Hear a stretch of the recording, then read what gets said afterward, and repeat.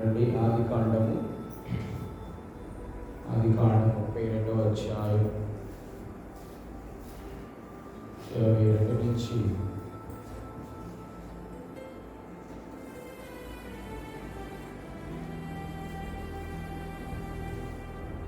నుంచి 30 వచనాలు మనం చదువుకుందాం. ఒక వచనం నేను చదువుతాను, నేను మిగతా వచనం చదవండి. ఆదికాండం 22 వచనం నుంచి. ఆ రాత్రి అతడు లేచి, అనగా యాకోబు లేచి తన ఇద్దరు భార్యలను, తన ఇద్దరు దాసీలను, తన 11 మంది పిల్లలను తీసుకొని ఎబేకును దాటిపోయాను. యాకోబు వారిని తీసుకొని యాకోబు ఒక్కడు మిగిలిపోయాను. ఒక నరుడు తెల్లవారు వరకు అతనితో పెనుగులాడాను.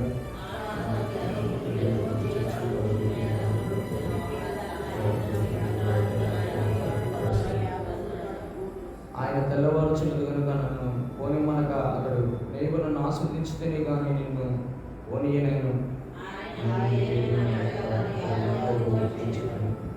అప్పుడు ఆయన, నీవు దేవుడితోనూ మనుషులతోనూ పోరాడగలిచితివి కనుక ఇక మీదట నీ పేరు ఇజ్రాయేలే కానీ యాకోబు అనబడదని చెప్పాను.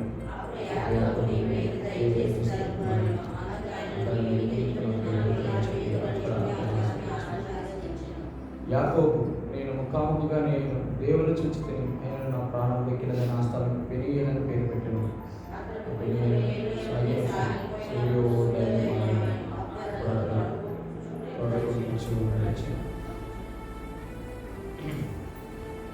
ఇక్కడ ఒక ప్రత్యేకమైన ప్రార్థన మనం ధ్యానం చేయబోతున్నాం. ఆ ప్రార్థన యాకోబు చేసిన ప్రార్థన.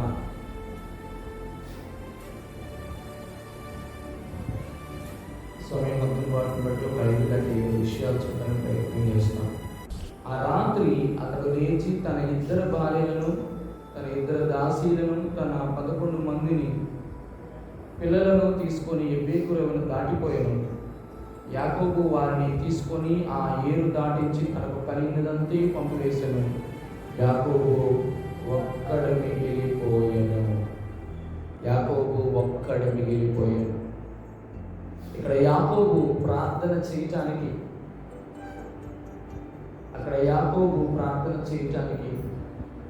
చాలా ప్రాముఖ్యమైన విషయాలు కనబడుతున్నాయి. ఏమిటి అంటే, ఇక్కడ యాకోబు ప్రార్థనలో మనకి జ్ఞాపకం చేస్తున్న ఒక ప్రాముఖ్యమైనటువంటి ప్రార్థన ఏంటంటే, అతడు ఒక్కడే మిగిలిపోయాను. అంటే దీనికి ఒక పేరు పెడదాం, ఏకాంత ప్రార్థన. ఏకాంత ప్రార్థన అంటే మనిషి ఒక్కడే ఉన్నాడు, మనమందరం కలిసి కుటుంబం ప్రార్థన చేస్తున్నాం. మరి యాకోబు చేసిన ప్రార్థనకి మనం చేసిన ప్రార్థనకి చాలా డిఫరెన్స్ ఉంది. మనమంతా సంఘం ఏకీవించి ప్రార్థన చేస్తున్నాం, కానీ యాకోబు అక్కడ మనం ఏకీవించి ప్రార్థన చేసిన యాకోబు జ్ఞాపకం చేస్తున్నటువంటి ఒక పెద్ద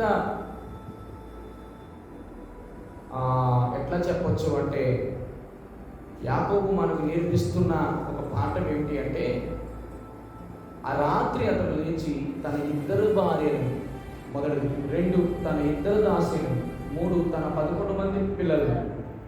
ఇక్కడ 3 ప్రాముఖ్య విషయాలు జ్ఞాపకం చేస్తున్నాడు. మొదటిది, తన ఇద్దరు భార్యలను ఏం చేశాడు?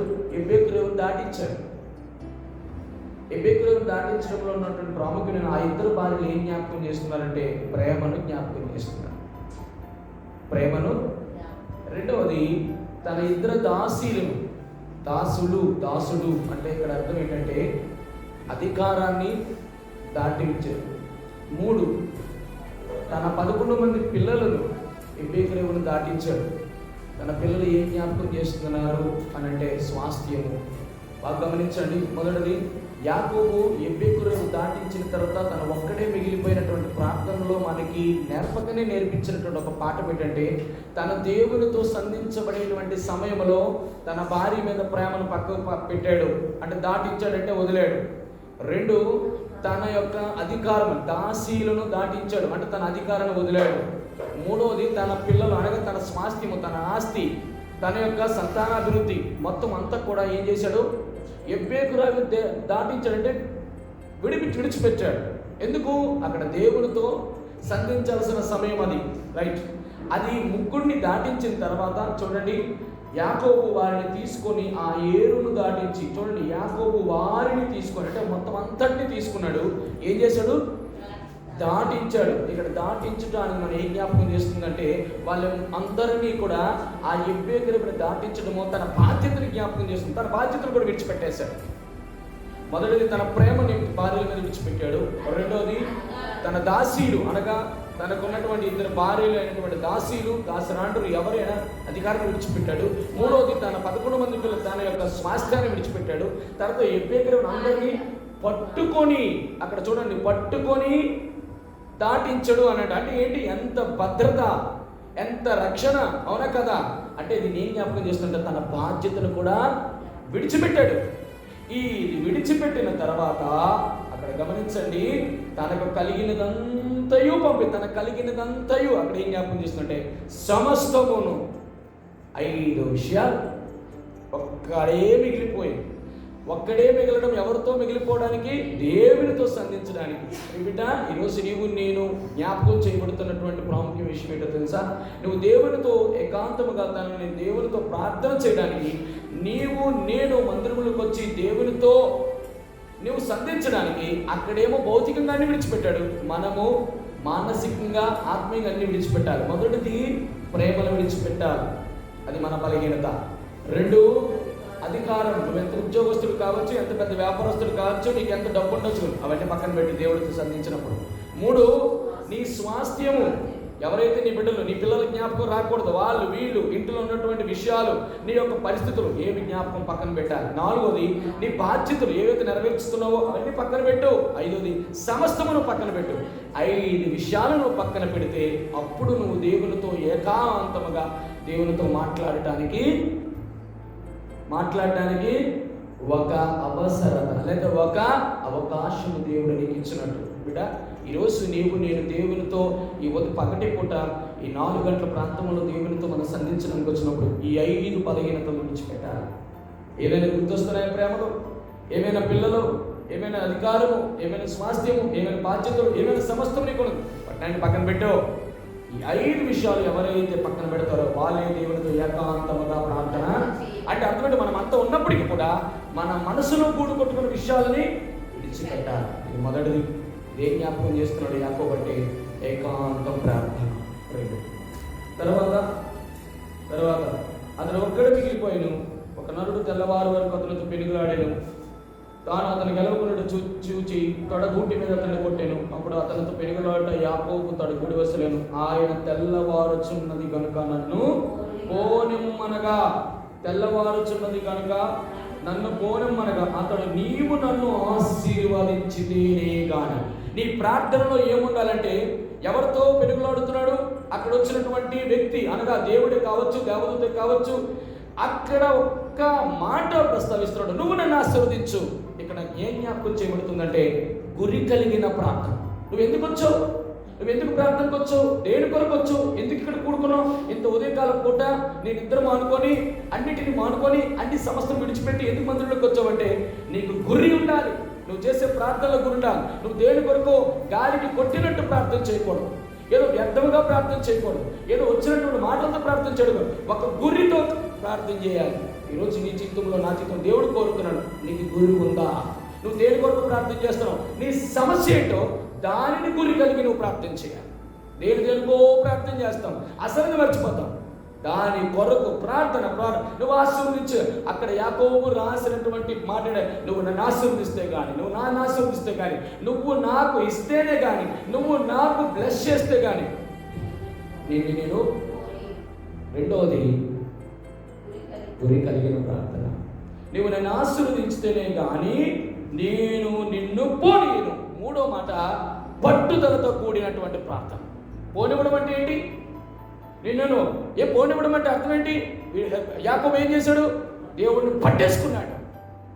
ఈరోజు నువ్వు ప్రార్థన చేయడానికి వచ్చావు కదా, నువ్వు దేవుడిని పట్టుకున్నప్పుడు, నువ్వు గురి కలిగినటువంటి వ్యవహారం విషయం నీలో ఉన్నప్పుడు నువ్వు దేవునితో చెప్పవలసిన ఒకటే మాట, నువ్వు నన్ను ఆశీర్వదించితేనే కానీ గురి కలిగావు. రెండోది ఆయన పోనివ్వకూడదు.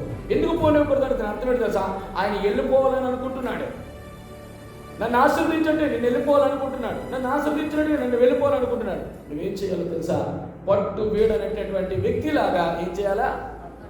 పట్టుకొని ప్రార్థించాలి. ఏలియా మన వంటి స్వభావం గల మనుషుడే అయినను అతడు ఆసక్తితో ప్రార్థన చేయగలడు. ప్రభువా తండ్రి, నువ్వు నాకెందుకు ఇవ్వవు? ఇది మూడోది ఏం జ్ఞాపకం చేస్తుందంటే పట్టుదల కలిగిన ప్రార్థన. ఈ రోజుల్లో చాలామంది ప్రార్థన చేసిన తర్వాత ఇస్తే ఇచ్చాడు, ఎంతకని ప్రార్థన చేస్తాం, ఎంతకని విసిగిపోతాం. ఇక్కడ విసిగాడా? ఎక్కడ? ఆ రాత్రి అక్కడి నుంచి తెల్లవారు వచ్చినది నన్ను పొమ్మని అంటే అర్థమేంటి? ఎంతసేపు గడిపాడు? సంపూర్ణ రాత్రి ప్రార్థన. అంటే ఒక నరుడు దేవునితో పోరాడుట ప్రార్థనలు అంటే ఒక రాత్రి అంతా గడిపాడు. ఎక్కడ రాత్రి ఎబ్బేకు రోజులు దాటించాడు, ఎప్పుడు తెల్లవారైంది అంతవరకు దేవుడు అంటే దాని అర్థమేంటో తెలుసా? మెలకు కలిగి ఉండి ప్రార్థన చేయట, పట్టుదల కలిగించి ప్రార్థన చేయట, గురి కలిగిన ప్రార్థన చేయట. దేవా నువ్వు నాకు ఇస్తే కానీ నేను వదిలిపెట్టను. ఆ ప్రార్థన ఉండాలి. ఏదో తూతు ముందర 4 మాటలు మాట్లాడేసి ఒక అరగంట 2 గంటలు ప్రార్థన చేసి వెళ్ళిపోవటం కాదు. నీ యొక్క ప్రార్థనలో పట్టుదల ఉందా? నాకు ఎందుకు ఇవ్వవు ప్రభువా? ఇవ్వకపోతే నేను ఈ రోజు విడిచిపెట్టను. మొదటిది ఏకాంత ప్రార్థన, రెండవది గురి కలిగిన ప్రార్థన, మూడవది పట్టుదలతో కూడినటువంటి ప్రార్థన. చూడండి ఇంకొక మాట చూస్తాం.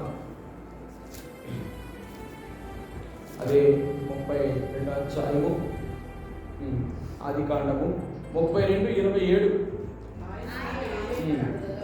ఆయన నీ పేరేమన్నాడుగా అతడు యాకోబు అని చెప్పాను. చూడండి ఇక్కడ ఎంత అద్భుతమైన మాట ఏంటో తెలుసా? నీ పేరేమిటి? నువ్వు నన్ను ఆశీర్వదిస్తే కానీ వదిలిపెట్టను, నిన్ను వదిలిపెట్టను, నిన్ను విడిచిపెట్టను అన్నాడు కదా. వెంటనే దేవుడి నుంచి ఏమొచ్చింది? పిలుపు అందుకున్నాడు. నీ పేరేమిటని అది వరకు దేవుడికి పేరు తెలీదా? తెలుసు. కానీ ఏం చెప్తాడు ఇక్కడ? నేను ఏమి ప్రస్తావించాలనుకుంటున్నానంటే బిడ్డలారా, దేవుడు నీవు నాతో పోరాడే బాగానే ఉంది, నన్ను ఆశ్రయించమని బాగానే ఉంది, నువ్వు గురు కలిగిన ప్రార్థన చేస్తున్నావు బాగానే ఉంది, నువ్వు అన్ని విడిచిపెట్టుకొని ప్రార్థన చేస్తున్నావు బాగానే ఉంది. ఇంతకీ బహిర్గతమైనటువంటి పరిస్థితి కాక నీ అంతరంగంలో మారు మనసు వచ్చిందో లేదో చూస్తాడు. ఎట్లా చేసా? నీ పేరేమిటని అడిగినప్పుడు ఎగ్జాక్ట్గా చెప్పాడు. ఏమనంటే అంటే అర్థం ఏంటో తెలుసా? యాకోబు అంటాడు ఇది ఒప్పుకోలుతో కూడిన ప్రార్థన. ఒప్పుకోలుతో కూడా అంటే అర్థమేంటి? దేవుడు నిన్ను ఆశీర్వదించాలంటే, దేవుడు నీ పట్టుదల ప్రార్థన అంగీకరించాలంటే, దేవుడు నువ్వు ఏది అడిగాలో అది నీకు ఇవ్వాలనుకుంటే మొట్టమొదటి నువ్వు ఒప్పుకోవాలి. ఏమని ఒప్పుకోవాలి? దేవాని యాకోబుని, నా తండ్రిని మోసం చేసిన, నా అన్నను మోసం చేసిన, నా మామయ్యని మోసం చేసిన, అందరినీ మోసం చేశాను, నేను మోసగన్నయ్యా. ఒప్పుకోలు ద కన్ఫెషన్ ప్రేయర్. దేవుడిని సంధించినప్పుడు, దేవుడితో ఏకాంతముగా ఆయనని భేటీ అవుతున్నప్పుడు దేవుడు నుంచి కోరుకున్నది కదా, వీడు ఇంకా పాత స్వభావమే ఉందా, నూతన స్వభావం వచ్చిందా లేదా? ఏమి జ్ఞాపకం చేస్తుంది ఇక్కడ? ఒప్పుకోలు ప్రార్థన. మొదటిది ఏకాంత ప్రార్థన, 2 గురి కలిగిన ప్రార్థన, 3 పట్టుదల కలిగిన ప్రార్థన, 4 ఒప్పుకోలు. ఈరోజు నీ జీవితం నా జీవితంలో ఏమైనా ఇంకా ఒప్పుకోలేదా? దేవునికి నీకు ఏమైనా మంచి అడ్డుగళ్ళుగా ఉందా? ఏమైనా నీ బలహీనతలు ఉన్నాయా? ఇంకా లోపల అంతరంగా కొన్ని ఉంచుకొని కొన్ని ఒప్పుకొని అట్లా కాదు, సంపూర్ణంగా ఒకే ఒక మాటలో యాకోబు ఒప్పుకున్న మాట ఏంటో తెలుసా? నేను యాకోబు. ఒప్పుకోలు ప్రార్థన. రండి ఏం చూసినా 5 చూస్తామా? హోషేయ గ్రంథం 12:4. హోషేయ గ్రంథం 12:4. హోషేయ గ్రంథము 12:4.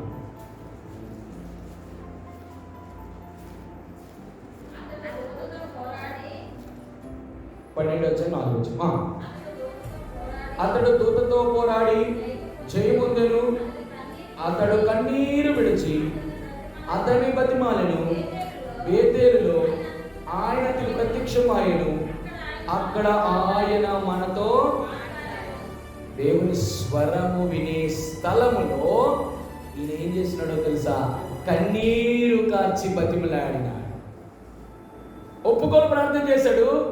ఏమని? నేను యాకోబునని.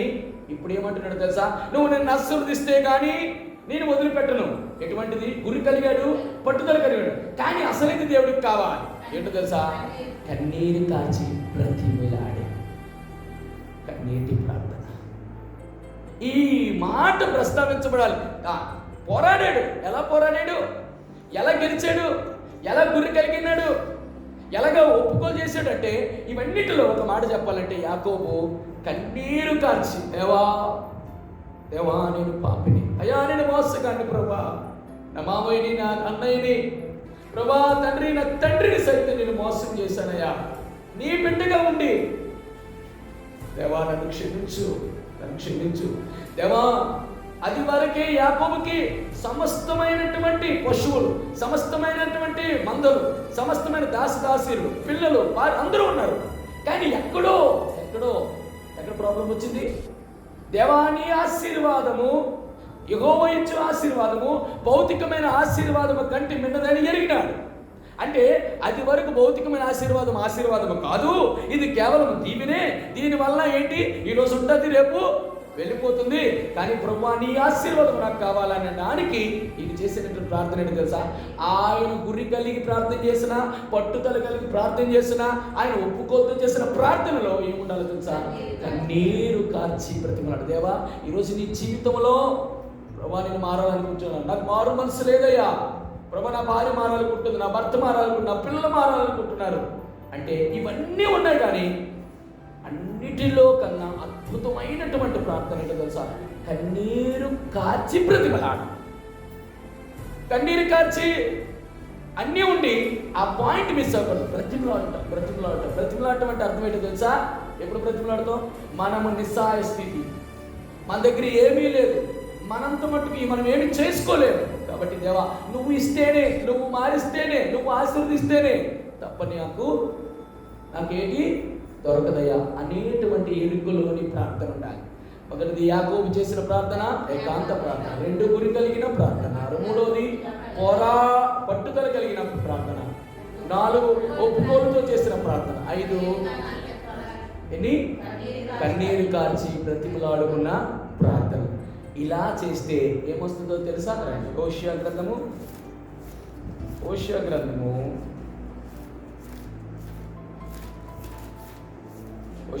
12వ అధ్యాయము 3వ వచనం,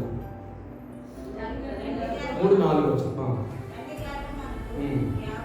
తన సోదరుని అడుగు పట్టుకుని మగసిరి గలవాడే అతడు దేవుడితో పోరాడను, అతడు దూతతో పోరాడి చేయమోలేదు. పోరాడి నువ్వు పోరాడినంత మాత్రాన జయం వస్తుందని గ్యారంటీ లేదు. కానీ ఎప్పుడు జయం వచ్చింది? అన్నీ ఉన్నా కూడా నువ్వు దేవుడితో పోరాడికి వెళ్ళావు. కానీ ఎక్కడ తెలుసా దేవుడు బలహీనుడు చెప్పనా? నువ్వు ఏకాంతంగా ప్రార్థన చేసినా, నువ్వు గురు కలిగి ప్రార్థన చేసినా, పట్టుదల కలిగి ప్రార్థన చేసినా, ఒప్పుకోలతో ప్రార్థన చేసినా, కన్నీటితో ప్రార్థన చేసినా, ఈ 5 దేవుడు ఎక్కడ ఒక మనిషికి లొంగిపోతాడంటే చెప్పనా? ఎప్పుడు జయం దేవుడు అందిస్తాడు? నువ్వు అనుకున్నది దేవుడు ఎప్పుడు ఇస్తాడో తెలుసా? లాస్ట్ ఫైనల్ ఎప్పుడు? లాస్ట్ ఫైనల్ ఎప్పుడు జయమిస్తాడు?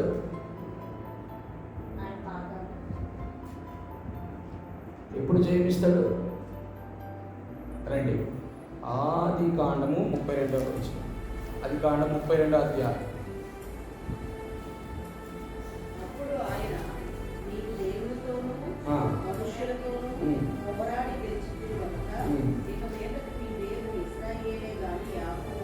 రైట్, ఇది జయం అంటే అర్థం ఏంటి? ఆశీర్వదించబడటానికి ఒక 5 ప్రాముఖ్యమైన మాటలు చెప్తాను.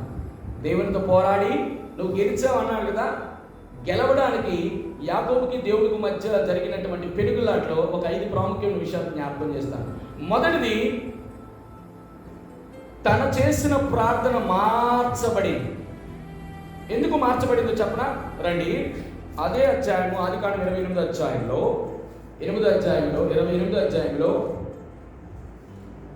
21వ వచనం.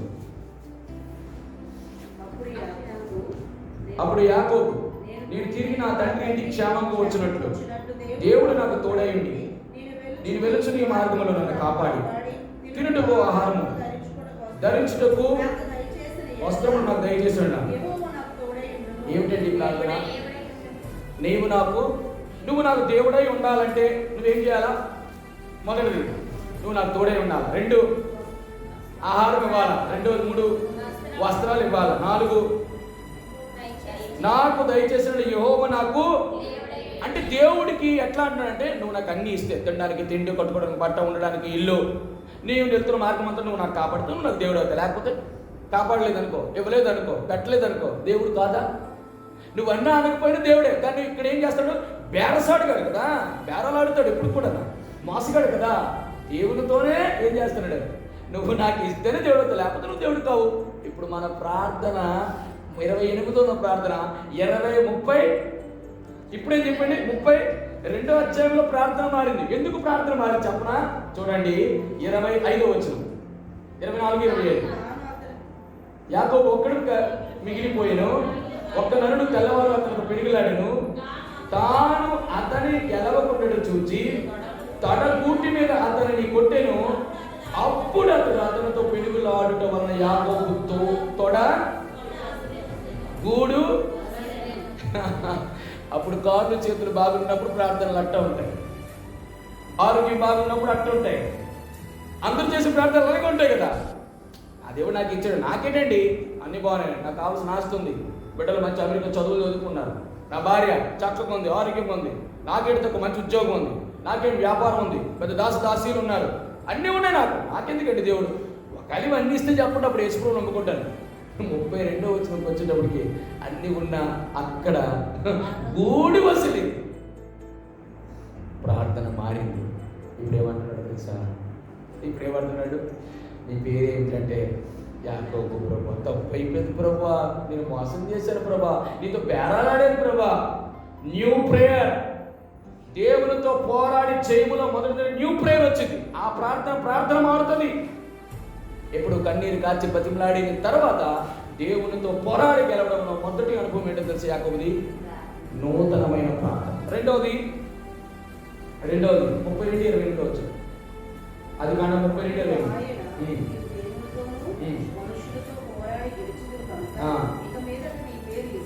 పాత పేరు మార్చబడింది, కొత్త పేరు వచ్చింది. పాత పేరు ఏంటి? యాకోబు. ఇప్పుడు న్యూ నేమ్.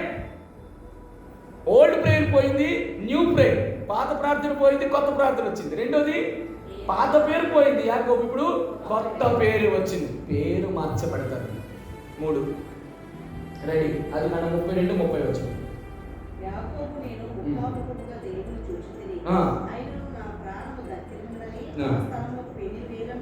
చాలు. అది కాండం 28లో దేవుడిని చూశాడా? చూడండి 28 వచ్చాయి. అది కాండం 28 వచ్చాయి.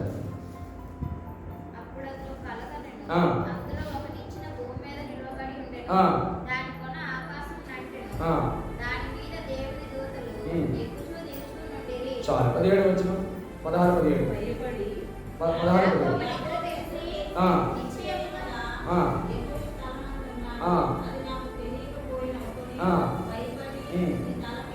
భయంకరము, ఇది దేవుని మందిరమే కానీ పనులకు కానీ ఇదే. కొంతమంది పరిస్థితి అంతా కూడా దేవుడిని ఎక్కడ చూస్తారు? ఇక్కడ యాకోబు 28 వచ్చేది ఎక్కడ చూశాడు? కలలో చూశాడు, నిద్రలో చూశాడు. ఏమైంది? ఒక నిచ్చెన కనబడింది, దేవదూతలు ఎక్కుతూ పోతూ ఉన్నారు. ఇటువంటి అనుభవంలో నుంచి ఏ అనుభవంలోకి వచ్చాడు? 32 ముఖాముఖిగా. అంటే అర్థం ఏంటి? అక్కడ పోరాడితే ముఖాముఖిగా చూశాడు, ఇక్కడ పడుకుంటే నిద్రలో చూశాడు. మారిందా? New face, new prayer, new name, new face. అక్కడేమో నిద్రలో మనం పడుకుంటే దేవుణ్ణి మనము దర్శించుకోలేము.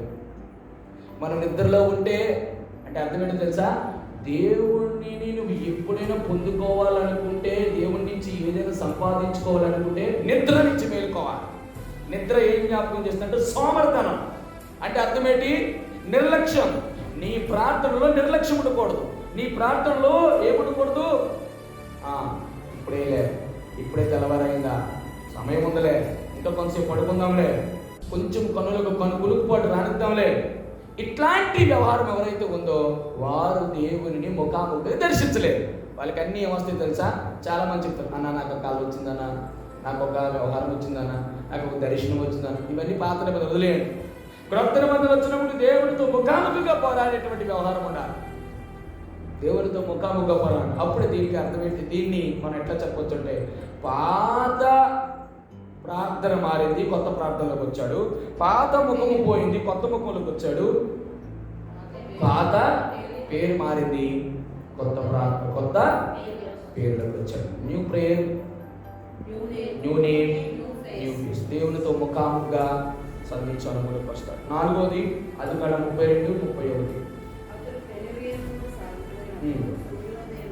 సూర్యోదయము ఆయను.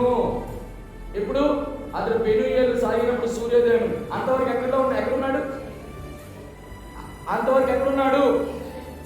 చీకటిలో ఉన్నాడు. అంటే అర్థం ఏంటి?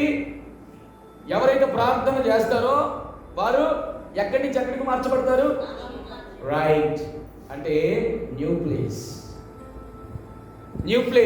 అప్పుడేంటి? రాత్రి ప్రార్థన. ఇప్పుడు సూర్యోదయం అంటే ఏంటి?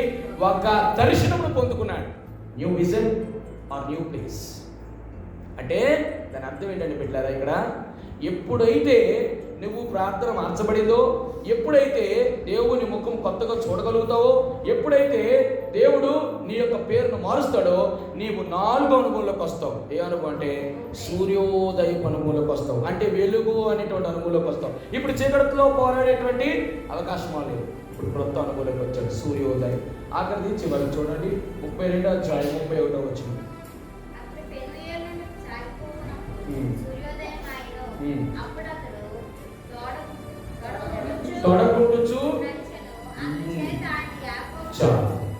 తొడకుంటుచు ముందెలా నడిచాడు? టింకు రంగ వైభవంగా నడిచాడు, నాకేట్లా నడిచాడు. ఇప్పుడు తొడగుట్టు వసలింది, నడక మారింది, న్యూ వాక్. Very good. ఇక్కడ ప్రార్థన దేవునితో ఏకాంతంగా సంధిస్తే ఈ 5 అనుభవాలకు వస్తాడు. మొదటిది, పోరాడి గెలవడంలో నువ్వు నీ ప్రార్థనలో ఈ 5 ప్రాముఖ్యతను పొందుకోవాలి. మొదటిది, నీ ప్రార్థన ఎప్పుడు పాడిందే పాడకూడదు. ప్రార్థన మార్చబడాలి. అంటే అర్థం ఏంటి? ప్రార్థన అంటే కొత్త వెరైటీ పదాలతో ప్రార్థన చేయడం కాదు నా ఉద్దేశం. ప్రార్థనలో మార్చడం ఎలాగంటే, షీలోకి వెళ్ళింది అన్న. నేను గత రాత్రి చెప్పాను, ప్రభా నాకు ఒక మౌపిలడి, నా నింద తొలగించు. ఇవ్వలా దేవుడు ప్రార్థన మార్చింది. నీ అవసరత దేవునికి చిత్తానికి అనుగుణంగా ఉండాలి. రండి, ఆ మాట చూపించి నేను ముగిస్తాను. నువ్వు ఎలా అడగాలో చూపిస్తాను. చాలా అద్భుతమైన మాట. మొదటి యోహాను రాసిన పత్రిక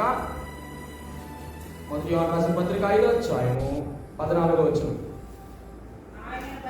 ఆయన బట్టి, మొదటి యోహాను రాసిన పత్రిక 5వ అధ్యాయం 14వ వచనం.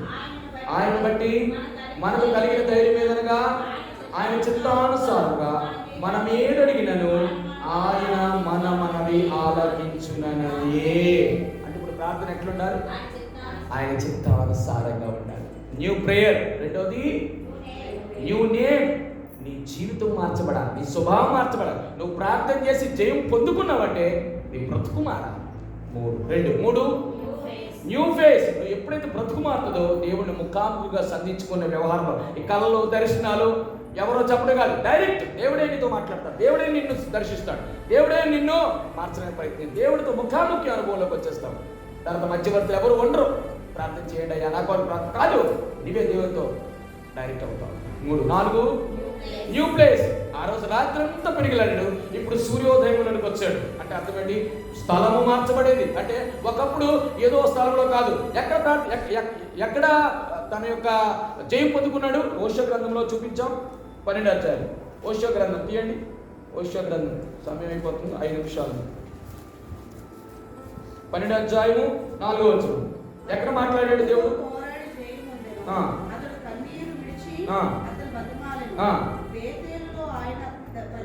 ఎక్కడ ప్రత్యక్షమయ్యాడు? బేతేలులో అతను ప్రత్యక్షమయ్యాడు. అక్కడ ఆయన మనతో ప్లేస్ మారిందా లేదా? రాత్రి ప్లేస్ సూర్యోదయమైంది. బేతేలులో ప్రత్యక్షమయ్యాడు దేవుడు. అక్కడ అతనితో మాట్లాడాడు. దేవుడు ఎక్కడ పడితే అక్కడ మాట్లాడాడు. ప్లేస్ మారితే వాయిస్ మారుతుంది, మాట మారుతుంది. రైట్. తర్వాత ఇంకేంటి చూసాం? New walk. ఎప్పుడైతే నీ ప్రార్థన ద్వారా జయం పొందుకున్నాం అనడంలో ఒక సూచన ఏంటంటే, నీ బ్రతుకు, నీ నడక, నీ ప్రవర్తన మారుస్తాడు దేవుడు. ఇది యాకోబు జీవితంలో మనం నేర్చుకున్న 5 తల పాఠం. మొదటిది ఏకాంత ప్రార్థన. ఏకాంత ప్రార్థనలో ఏం విడిచిపెట్టాడు? 5 విషయాలు. మొదటిది తన భార్యలు ఏం జ్ఞాపకం చేశారు? ప్రేమ. 2 దాసదాసీలు, అధికారము. 3 పిల్లలు, స్వాస్థ్యం. 4 బాధ్యత. అందరినీ చేతి పట్టుకొని దాటించాడు, బాధ్యతలు మర్చాడు. 5 సమస్తమును విడిచిపెట్టాడు. అందరినీ అతను పంపించి ఇతను ఒక్కడే మిగిలిపోయాడు. నువ్వు దేవునితో సంధించాలనుకుంటావా, దేవునితో మాట్లాడాలనుకుంటావా, దేవుని దగ్గర ఏదైనా పొందుకోవాలనుకుంటే ఈ 5 విషయాలు ఏవైతే బలహీనంగా ఉన్నావో విడిచిపెట్టాలి. అప్పుడు ప్రార్థన చేయాలి. అక్కడ భౌతికంగా యాకోబు విడిచిపెట్టాడు, ఇక్కడ మన తలలో ఉన్నటువంటి 5 రకాల వ్యవహారాలని విడిచిపెట్టాలి. మొదటిది ఏకాంత ప్రార్థన. 2 గురి కలిగిన ప్రార్థన. నువ్వు ఏదైతే అడుగుతున్నావో దేవుణ్ణి అది పట్టు వీడకుండా, అదే నాకు బిడ్డలు లేరు నువ్వు ఎందుకు ఇవ్వవు, ఆ మాట ఖచ్చితంగా 1కి 10, 10కి 1, 1కి 10 దేవుని అడుగుతూనే ఉండాలి దేవుణ్ణి. 2 3 నేను అంటున్నాను, గురి కలిగిన ప్రార్థనలో అది బిడ్డలే కావచ్చు, ఉద్యోగమే కావచ్చు, నువ్వు ఇల్లు కట్టుకోవడం విషయంలోనే కావచ్చు, నీ బిడ్డల యొక్క మారు మనసు విషయమే కావచ్చు, నీ భర్త మార్పు కొరకే కావచ్చు, అది ఖచ్చితంగా ప్రస్తావించబడాలి. 2 3 పట్టుదల కలిగిన ప్రార్థన. పట్టుదల కలిగిన ప్రార్థన అర్థం ఏంటంటే, నువ్వు మాట్లాడి కొన్నిసార్లు దేవుడు ఏం చేస్తాడంటే, నీకు సమాధానం ఇవ్వకపోతే, నీకు ఇన్నిసార్లు ప్రార్థన చేశాను, ఇన్ని రోజుల నుంచి వస్తున్నాను, ఇన్ని పగళ్ళు వస్తున్నాను, ప్రతిసారి ఉపవాసం ఉంటున్నాను, అన్నీ చేస్తున్నాను, కానీ దేవుడు ఇవ్వట్లేదు. విడిచిపెట్టవా? దాని అర్థం ఏంటి తెలుసా? ఇక్కడ నీ పట్టుదల ఏం జ్ఞాపకం చేస్తాడు? నీ విశ్వాసముతో కూడిన ప్రార్థన దేవుడి జ్ఞాపకం చేస్తాడు. ఎంత విశ్వాసంతో ప్రార్థన చేస్తాను అంటే, నేను 1 రోజు 2 రోజులు 3 రోజులు 4 రోజులు ప్రార్థన చేసిన తర్వాత నేను సమాధానం ఇవ్వకపోతే, మాట్లాడకపోతే ప్రార్థన చేయడం మానేస్తావా? పట్టుదలతో ప్రార్థన. దాని అర్థం విసుకగా ప్రార్థించి. 4 ఒప్పుకోని ప్రార్థన. అంటే దేవుడు నీకు ఏదైనా ఇవ్వడానికి, దేవునికి నీకు ఏదైనా అడ్డుపడ్డం ఉంది, అది పాపమే కావచ్చు, అది నీ చెడు చూపులే కావచ్చు, అది నీ చెడు మాటలే కావచ్చు, అది నీ చెడు చేతలే కావచ్చు, అది నీ యొక్క చెడు నడకే కావచ్చు. ఈ విషయాల్లో దేవుడు ఖచ్చితంగా అడుగుతాడు. అన్ని బాగానే ఉన్నాయి, పోరాడుతున్నావు, ఒప్పుకోలే, అన్ని ఏంటి గురి కలిగి చేస్తున్నావు, ఏకాంతంగా చేస్తున్నావు, అసలేంటి ఒప్పుకుంటున్నావా లేదా అంటే అర్థం ఏంటి తెలుసా?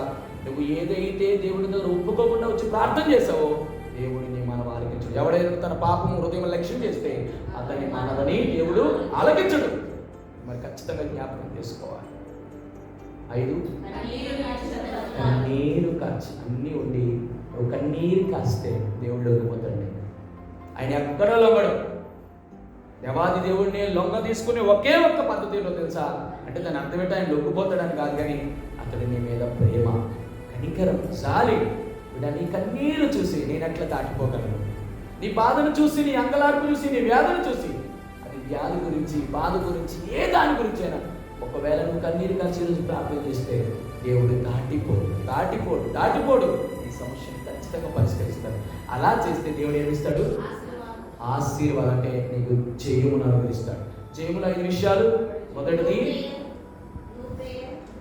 నీ ప్రార్థన మార్చబడుతుంది. 2 నీ పేరు మార్చబడుతుంది. 3 నీ దేవుని యొక్క ముఖమును ముఖాముఖిగా దర్శిస్తావు. 4 నీ స్థలం మార్చబడుతుంది. ఒకసారి చీకట్లో ఉన్నావు, ఈరోజు వెలుగులోకి వస్తావు. 5 నీ యొక్క ప్రవర్తన దేవుడు మార్చేస్తాడు.